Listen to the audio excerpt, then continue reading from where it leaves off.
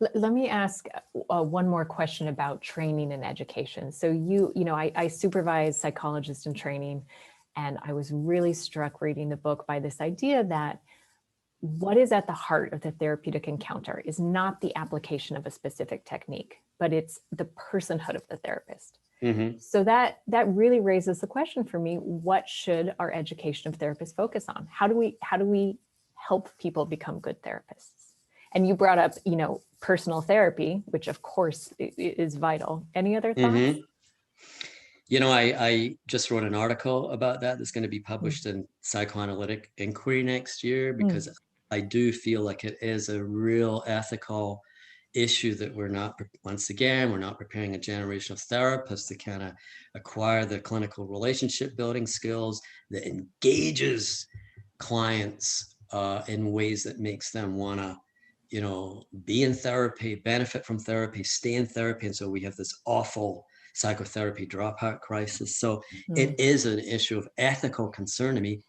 In a perfect world, we would select candidates for graduate school that are aspire to be therapists based on their empathic abilities, how integrated they are as a person,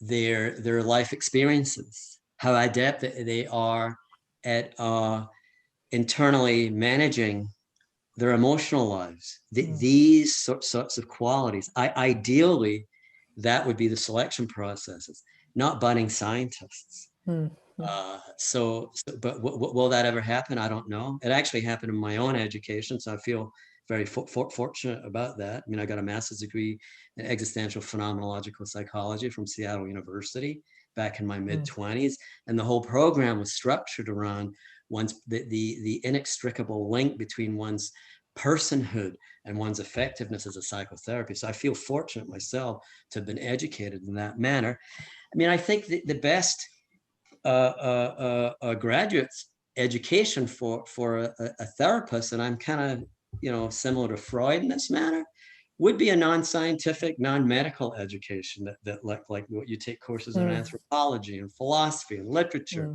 and that you get a deeper and deeper understanding of the human condition, literary analysis, movie analysis of like a character analysis that give you kind of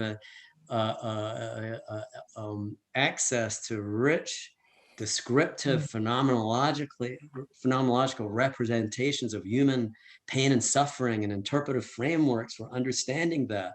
Yeah, and lastly, we need to revive the tradition of case studies.